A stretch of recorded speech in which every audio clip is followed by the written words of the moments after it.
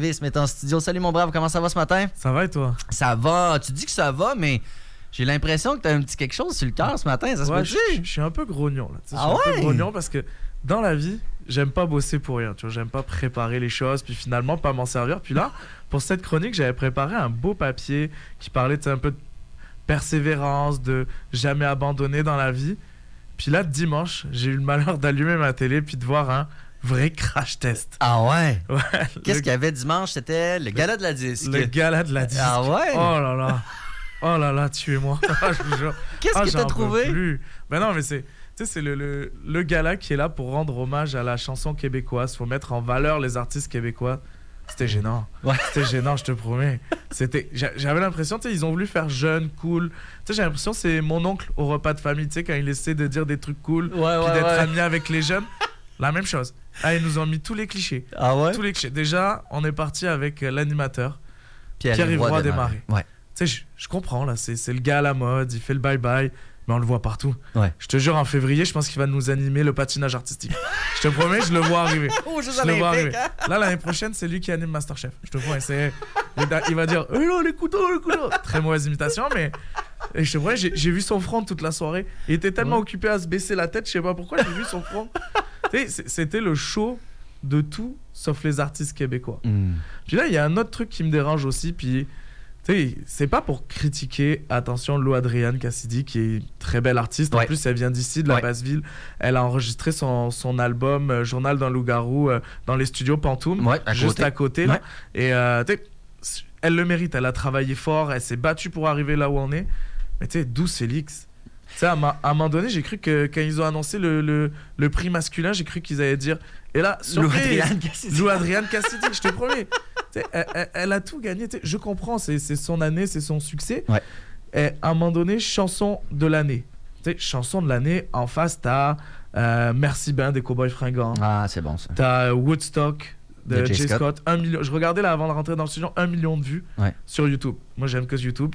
T'as Fake Friend de Billy Dupèche qu'on a entendu partout. Ah, ça a joué, partout. ça. J'ai entendu en France cet été. Ah ouais, je te promets, je l'ai entendu en France. Et puis t'avais l'hymne à l'amour de Céline Dion. Pour les Jeux. Voilà, j'ai l'impression qu'elle va revenir tous les ans. Ça, elle était déjà l'année dernière, elle vient cette année.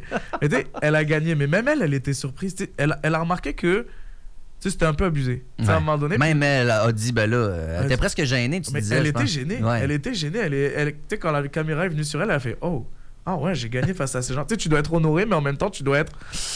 Mais c'est parce que tu te dis, dans une année raz-de-marée, appelons ça comme ça, il y en a eu quelques-unes, des années où c'est un artiste ou un groupe qui rafle le tout. Là. C'est que c'est à se demander, les autres qui sont en nomination, est-ce que c'est où la qualité? Il y en a dans les autres nominations. Là. C'est ça, moi, c'est ça qui me gêne. C'est pas le fait qu'elle ait tout gagné. C'est pour moi, ça, j'ai pas de problème avec ça. J'en suis même fier. C'est une fille de Québec, comme on a dit, donc on en est fier. Mais à un moment donné, c'est que c'est le gala de la chanson québécoise. Me dis pas que cette année, il y a eu que Lou Adrienne Cassidy qui a sorti quelque chose. Il y avait plein de gens autour. Puis là, je trouve que ce genre de choses-là, ça éclipse complètement. C'est comme un effet de mode. Puis ça donne aussi un peu l'impression que ça devient un produit marketing. Alors que je pense qu'au départ, elle a écrit cet album-là avec ses tripes, avec toute sa créativité. Puis là, je trouve que c'est un peu comme déformé. Ça formate aussi un peu son travail. Puis je trouve que ça leur rend pas hommage, malheureusement. Parce qu'il y en a plein d'artistes québécois. Puis, là, les 2 premières chroniques, j'ai fait une française et un belge. Mais, j'écoute toutes les semaines plusieurs albums québécois. Puis là, aujourd'hui, j'en ai trouvé une qui est vraiment fabuleuse. Donc, on va parler de cette chanson ce matin, qui est une chanson qui non seulement est très, très bonne, mais qui est associée à une bonne cause également. Oui, exactement. Donc, on va parler de Priscilla Quirion, qui dirait « Je te le dirai pas ». Je le ferai pas avec mon bel accent, mais écoute.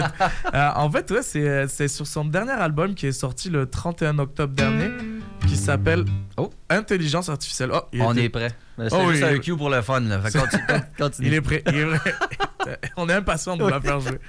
Donc c'est ça, en fait, c'est une fille de Magog, donc en Estrie.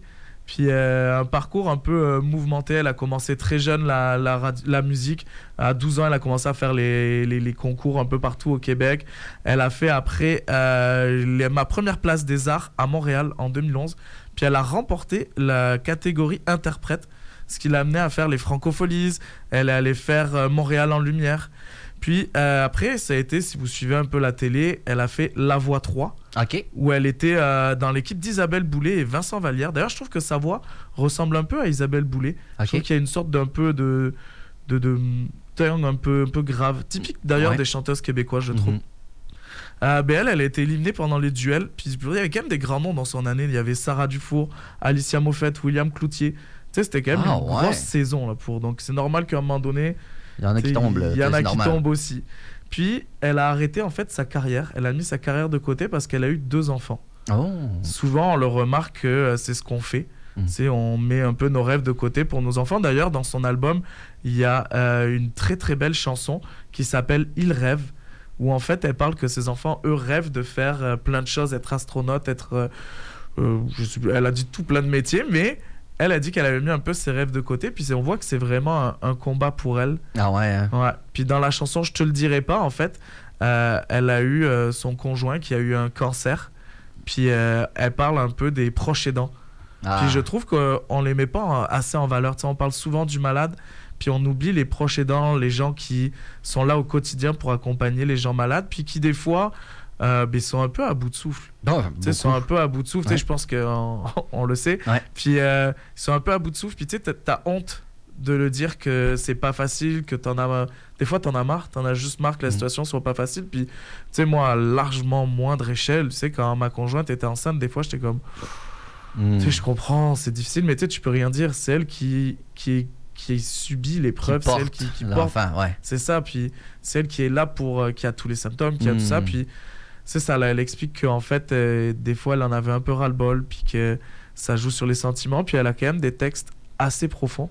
Tu peux avoir une culpabilité, j'ai l'impression, quand tu es une femme, puis j'en suis pas une, là, on s'entend, là, mais tu sais, entre être la mère parfaite que la société t'impose d'être et vouloir aussi t'accomplir en tant que personne. Parce que même si on n'est plus dans les années 50 ou quand la femme tombe enceinte, elle arrêtait de travailler, on n'en est plus là. Mais n'en demeure pas moins qu'il y a quand même des sacrifices à faire pour les mamans, là, avec le travail et autres. Il y a quand même des impacts quand on devient mère. Complètement. Quand on devient mère, quand on est proche aidant, c'est beaucoup de sacrifices, c'est beaucoup de... J'écoutais la dernière fois, c'était sur les placements, pour plus tard, les REER, tout ça. C'est la partie financière de la chronique. Mais il disait qu'il y avait un gros impact à la fin de la carrière. Parce que, elle plaçait moins, parce qu'elle elle perdait un peu d'emploi, elle perdait des économies souvent.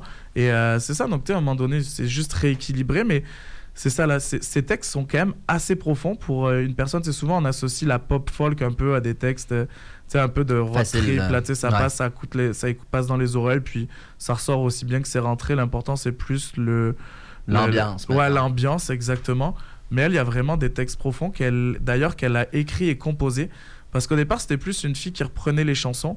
Puis finalement, là, elle a décidé que c'était à elle, puis qu'elle écrivait. C'était lors d'un petit voyage en Gaspésie, où elle a décidé, en fait, elle s'est remise un peu en question, elle était à bout de souffle. Puis elle a commencé à écrire pour écrire ce qu'elle ressentait. Puis ça a été comme une thérapie pour elle. Puis elle a décidé de, pour le coup, nous faire un très bel album. Donc la chanson intitulée « Je te le dirai pas », qui est associée à la Société de recherche sur le cancer. Oui, c'est une porte-parole de la Société de recherche sur le cancer.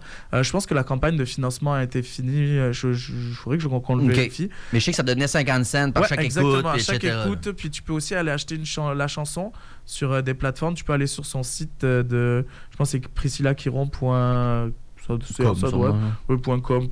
Tous les artistes en ont des sites internet. Puis tu peux aller acheter la chanson aussi. Puis il y a une donation qui est faite à la recherche du cancer. Puis contre le cancer plutôt, pas pour le développer, on est d'accord.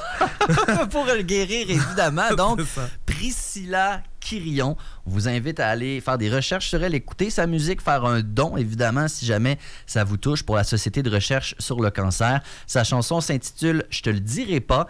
Il y a un beau vidéoclip qui l'accompagne. C'est ce qu'on va écouter ensemble. Félix Devisme, merci pour ces belles découvertes-là. On te réécoute à 14h pour Nouvelle Air tantôt avec la gang du CRTQ. Merci beaucoup. À 14h, bonne journée. Salut, bye-bye. 8h26. Voici donc Priscilla Quirion sur les ondes de CKIA 88.3.